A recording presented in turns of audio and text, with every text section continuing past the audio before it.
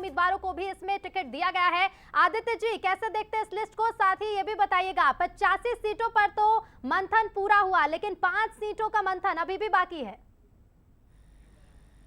ऋतु, जैसे ही मध्य प्रदेश और छत्तीसगढ़ की लिस्ट जारी होती है, ऐसा लगता है छत्तीसगढ़ कहीं बहुत छोटा सा कोई कोने में चले जाता है। देखिए, बहुत महत्वपूर्ण है छत्तीसगढ़ की लिस्ट। 14 महिलाओं को स्थान दिया गया। मैं काफी देर से इंतजार कर रहा था क्योंकि छत्तीसगढ़ की बहुत सारी बातें होना बाकी हैं।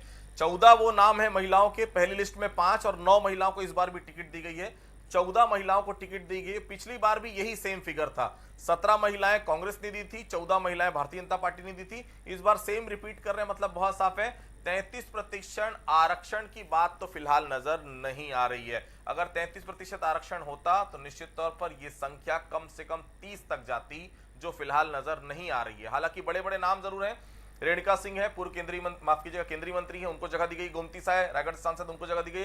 रंजना साहू, जो कि धमतरी से फिलहाल विधायक है, उनको रिपीट यहां पर किया गया। इसके अलावा बड़े नामों में मैं देखूं, रेणुका सिंह के अलावा जो हम उम्मीद कर रहे थे कि सरोज पांडे का भी चेहरा दिखेगा, सरोज पांडे को फिलहाल टिकट यहां पर नहीं दिया गया। इसके अलावा देखिए, स्वर्गीय दिलीप सिंह जुदेव की बहू है संयोगिता युद्धवीर सिंह जुदेव, उनको चंद्रपुर से उतारा गया। चंद्रपुर गढ़ माना जाता है जुदेव परिवार का। जुदेव परिवार वही है जिसने घर वापसी कराई थी, पैर धोकर आदिवासियों को जो कन्वर्ट हो जाते थे क्रिश्चियन धर्म, उनको वापस हिंदू धर्म उनको वापस लाते थे। तो वो बड़ा नाम है। प्रबल प्रताप सिंह जुदेव कोटा से, रेणु जोगी के खिलाफ उनके परिवार में उनका बेटा है प्रबल प्रताप सिंह। तो एक ही परिवार से, जुदेव परिवार से 2 लोग को टिकट है।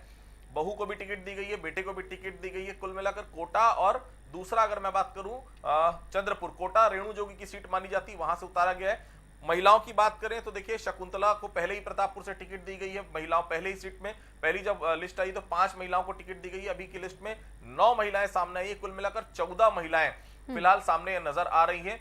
बैक टू बैक देखिए, दोनों ही अब कांग्रेस के लिए और दबाव हो जाएगा, क्योंकि कांग्रेस को कम से कम इससे ज्यादा महिलाओं को टिकट देना पड़ेगा और लिस्ट भी जल्दी जारी करने का एक मनोवैज्ञानिक रूप से 85 नामों की सूची जारी हुई। 5 सीटों पर उम्मीदवार अभी भी बाकी है, चाहे पंडरिया की बात करें, अंबिकापुर, बेमित्रा या फिर कसडोल, बेलतरा, इसको लेकर क्या कहेंगे आदित्य?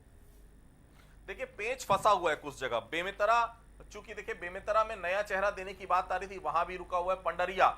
पंडरिया भी रुका हुआ है नाम, क्योंकि देखिए 4-5 सीटें ऐसी जिसको लेकर एक राय नहीं बन पा रही। अंबिकापुर में देखिए टीएस सिंहदेव कद्दावर मंत्री है कांग्रेस से, उनके खिलाफ अगर कोई चेहरा उतारना है मनोज जी, तो निश्चित तौर पर बड़ा चेहरा उतारना पड़ेगा। वो चेहरा उतारना पड़ेगा जो एक्सेप्टेबल भी हो, और वो चेहरा उतारना पड़ेगा जो टीएस सिंहदेव के बराबर कद का हो। इसलिए वहां पर रोका गया, और इसमें कोई दो राय नहीं कि वो बहुत महत्वपूर्ण जगह है, इसलिए शायद रोका गया। इसके अलावा बाकी जगहों की भी आप चर्चा कर लें।